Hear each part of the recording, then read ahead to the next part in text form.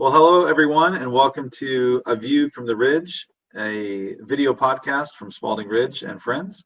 My name is Emil Fernandez. I'm a partner with Spaulding Ridge. I'm here with Sarah Katz, another partner with the firm, and Scott Song, our Chief Operating Officer, as well as Ariel Ward, one of our valued team members at Spaulding Ridge, and her cat, who is yet unidentified in this team, but I'm sure they play an important part.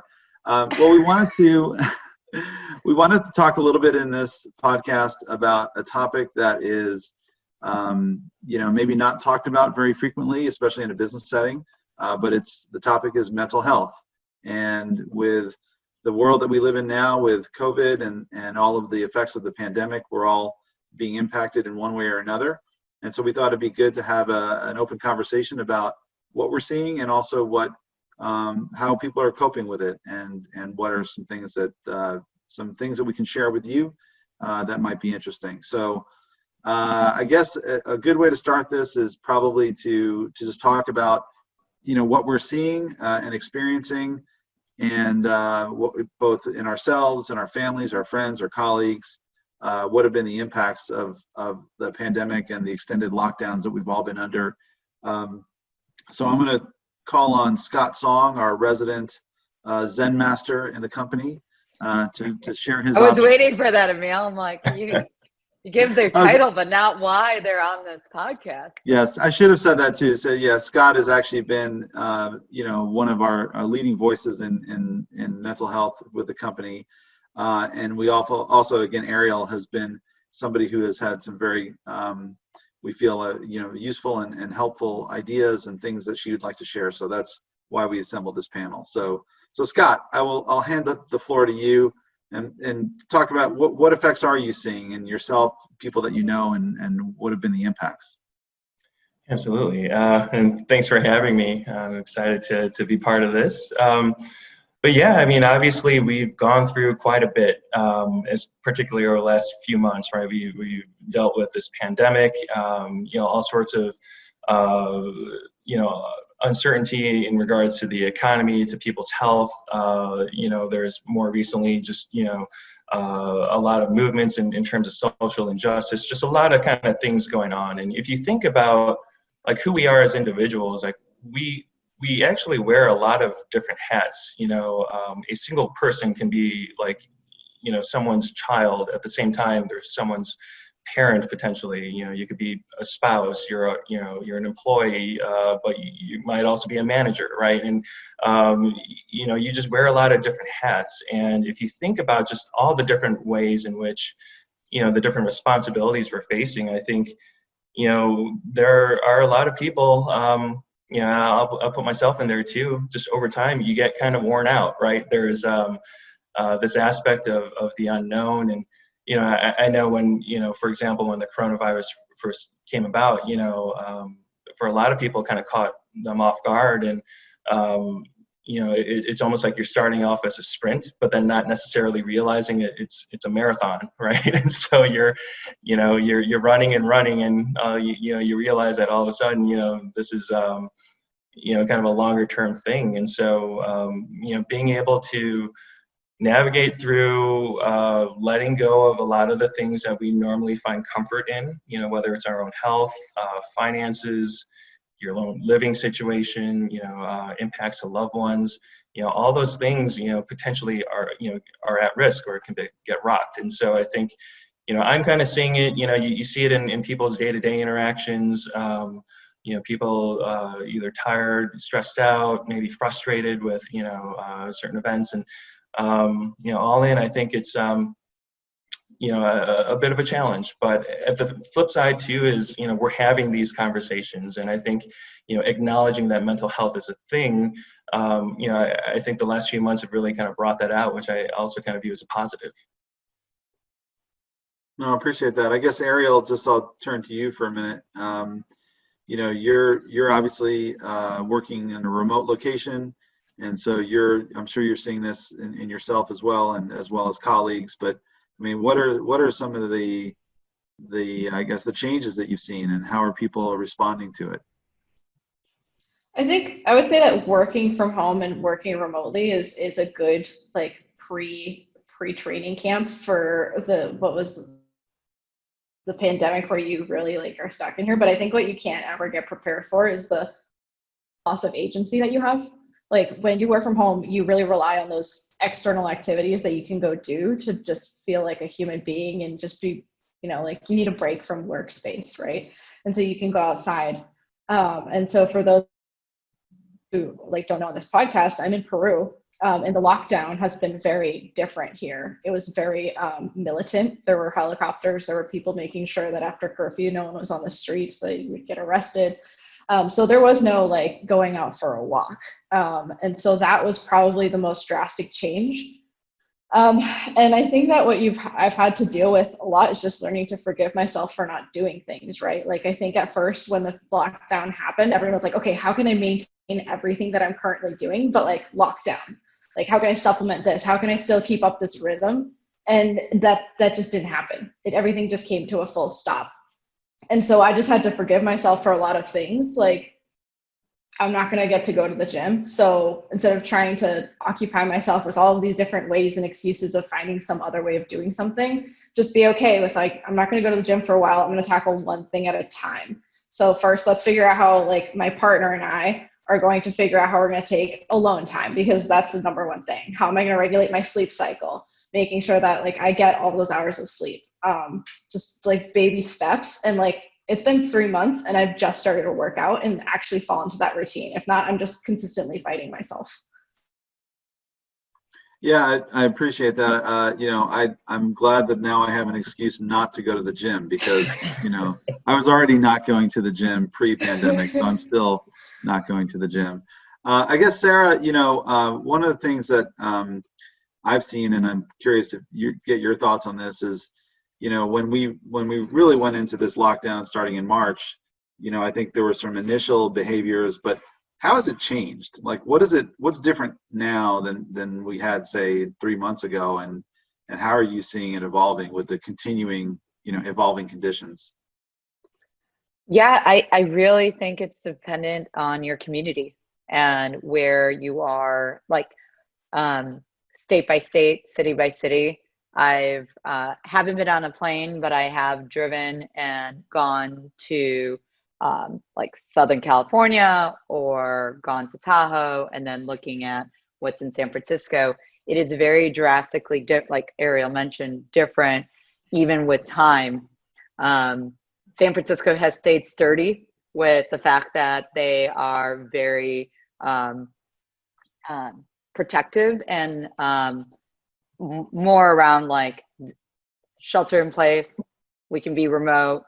Unnecessary threats or unnecessary like exposures are not, please don't, right? Where if you go to Southern California, it's like a little bit more balanced, I would say. Tahoe is probably in that mix. So it just depends on, taking the chance and experimenting and seeing what happens, and like then figuring that out. So I've been seeing that as we're going through months, like each month, of how risky or like what type of things are governments or cities are willing to do or try to give some type of outlet to people, so that they can have some type of way, like Ariel said, to go to a restaurant and sit outside, right? Or to have a conversation with someone without feeling bad that they're in the same location versus remotely. So I think that is, we're going to continue seeing that push, because we are, as human beings, are social creatures. And I do think that at a point in time that mental health gets impacted more and more. Well, and I can just say from personal experience, I live in Texas. We were pretty aggressive on the reopening, and now we're seeing the highest levels of COVID. So I think it's I think it's going to really tax people's mental health if it's going to be one of these false start, pull back, reopen, pull back, and we may go through 4 or 5 more cycles like that. I also like what Scott said at the beginning. We we thought we were in a sprint, but we were really in a marathon. And just having the mental, knowing how far away the finish line is always helpful. I think that's a big challenge right now, is that nobody knows when it's going to end. And it's sort of that unknown of not knowing, are we in this for 6 months, a year, 2 years? That uncertainty, I think, gives people a lot of anxiety. I've seen it certainly in myself, my family, my friends. The other thing I've noticed, just differences of, at the beginning, it was a little bit like, we're doing all these Zoom video calls and we're having Zoom happy hours. The Zoom happy hours are kind of stopped, because I think the last thing everyone wants to do is get on another Zoom call. Everyone has Zoom fatigue or video conference fatigue. So I think we kind of went from the oh, this is novel, to now this is just a grind. So it's interesting you say that, because what Ariel was saying, just like if we think about what can help us, or not help us, but what are some areas that, forgiving yourself, right, is something that is so hard to say out loud and to hear that, but it's such a reality. Thinking that this isn't a sprint is does help you think about that this is going to happen for a while. So how do we think longer term versus what are some other things that has helped you, or if you've heard others have done that, just makes this a little bit easier, or gives a little bit more bliss in some other ways? Scott, you want to jump in here and talk about some of the coping This is to strategies? all of you. Yeah. I'm taking over, Emil. There were polls out and things like that, and obviously this isn't a totally exact science, but I know I was reading some polls where it was roughly 50% of people are just acknowledging that their mental health isn't maybe where it was before COVID all hit, right? And in the spirit of kind of forgiving yourself, it's almost like, how can your mental health not be impacted, right, by all this? It'd be inhuman for that to be the case, right? And so when you kind of just accept that and you're not fighting it, it's just it's this idea of that you at least have a barometer, right? I think that's kind of that step one, is just acknowledging can you recognize when you're not doing quite as well, and just purely recognizing that. And then from there, I think, you probably have a lot in common then with, the person you're talking to. All four of us probably have a lot in common in terms of some of the things that are, wearing on us or impacting us in certain ways. And so I think just being able to share and express that, I think is really important. But in terms of coping mechanisms and whatnot, I mean, for me, I think, one of the biggest things I always try and do is just maintain boundaries, right? Whether it's, work related or relational or, anything just, personal, boundaries in terms of, the whole idea of you got to kind of put yourself first, in order to be in a position to ever kind of help someone else. And so, trying to do that, whether it's, shutting down work stuff after a certain hour, right? Or just even being cognizant of the energy that you're kind of giving out, right? With your interactions with other people. There are some interactions that are going to be uplifting, that fill you up, that give you that energy. There's going to be other interactions where you're just giving. And, in a lot of those cases, that's great too. But you just have to just maintain that, right? And just understand how are you going to kind of fill that back up for yourself. Yeah.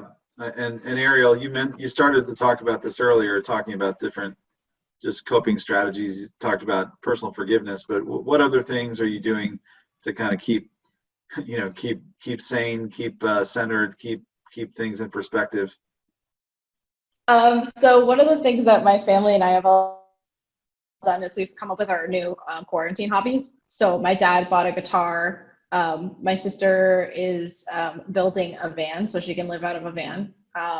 That's her thing. She's 21, 22. I decided to pick up jump roping. And so it's just that consistent practice of something else that you can sort of put your mind to. Before I was doing photography and street photography, that's kind of dead right now. So I've kind of let that pass for a little bit and just picking up a new hobby, keeping your mind active and trying to learn something new. I've also read slows down time. So like one of those things is we get into that repetitive movement, that week flies by because our brain has become so desensitized to like everything that we're doing that it starts to feel very monotonous. So learning something new helps. And the idea of agency, right? Like at one point in quarantine when there was like nothing open, I felt like I had no agency. And I feel like we're just so conditioned to like want to do things for ourselves that I had to start finding ways of like, how can I do something for myself and feel like a human being again? So like we did the quarantine haircut and that was fun. That felt like, you know, I was taking control of my life again. Like going out for walks once a week, keeping those routines is super helpful as well, as much as I'm learning something new. And then like sleep is the best coping mechanism because like you need it. It's the building block of your life. If you're not sleeping right, your mental health is going to suffer more than it's already suffering. Like you can't do physical activity. You can't concentrate at work. Like, I mean, I say you, but it's really like me. Like that's how I feel. That's so funny you say that because the sleep, I've never gotten so much sleep in my life. Like, I mean, obviously our job or at least my lifestyle has been on planes or just like on the go consistently. And now I'm like, if I'm not in bed by 10, whew, something is wrong. But now I'm waking up at 5. So, you know, it's like a whole different world. But that's so funny because there is a huge shift now that I can tell. I actually got a Fitbit just so that I can start tracking a little bit more and getting analytics around it. But there's a huge difference when you get 4 or 8. And I was a huge believer where like 4 to 6 hours, that's plenty. No. And maybe that's age too. I don't know, but definitely helps a lot. I love that you said sleep because I didn't appreciate it that much before. I must be working in the wrong place because I'm not getting that much sleep right now. I feel like my hours are longer and I'm getting up earlier, and it's just I don't know how that's happening, but we'll have a sidebar. How much sleep did you get before? That's the question. Because I don't know. It's just usually. I'm not sure what's different, but no, it seems like there's more calls and emails. Well, I think part of it is also. I mean, Scott made the point about boundaries. Like, you know, I think candidly, I think that's a thing that a lot of people have difficulty with, which is like when is the off hours, you know, because you don't have that boundary between work and non-work. It just all blurs together. And so, you know, people are continuing to send emails at 10 o'clock at night. And so that's, you know, that's a challenge. I think that's something we all have to work on. I want to just to shift gears for a minute. We all talked about. I had one more, Emil. Oh, one more coping mechanism? Bring it. Well, more just something that's really helped me. Freedom is a big thing for me, just like having choice and being able to like take something. And I love the hobby thing. So it sort of ties with it. But just like deciding something that you can choose for yourself that will give you some joy or some happiness, and it doesn't have to be something new, but just like doing that consistently, or doing something big like moving, or you know, just creating that moment that it's your choice, because at this moment, to me, for a long period of time, what was really hindering my mental health besides everything that's going on was feeling like I was told of the things that I can and can't do, and that to me got a lot more difficult. So yeah. I feel like that's another thing, is choice of some. It could be super small. Yeah, well, giving you a sense of control in a situation that you frankly is outside of your control. I could imagine that helps. What I wanted to shift gears, we've talked about how we all are sort of dealing with it individually, but like just taking it sort of from the perspective of helping other people. Both as an individual, but also as a company. As a company, Spaulding Ridge is trying to look after, the well-being of our teammates and how are we, I guess I would sort of send it around the horn again. Maybe Scott, you could start, but like, what are things that we're doing? What are things that you're trying to do to kind of look after others, both, personally and then at a company level? Are there things that we can be doing or that we are doing to try to promote good mental health? Yeah. and I think, first and foremost is this concept of like, what is mental health, right? And I think just being able to have these discussions, I think, is great. And, sometimes there is this misconception that like, it's almost like a binary thing. Like I'm either like mentally ill or I am healthy, right? It's really not the case. It's really no different than, in my opinion, like, physical health, right? It's you don't work out and then you say, okay, I got my workout in, I don't need to work out ever again. Like it's just this like ongoing thing you're just maintaining, right? And you're again kind of going back to that barometer. So, there isn't, in my opinion, like this end game, right? Or like, if you guys call me Zen or whatever, it's not like I'm like forever good, or you know what I mean? It's like it's always evolving over time.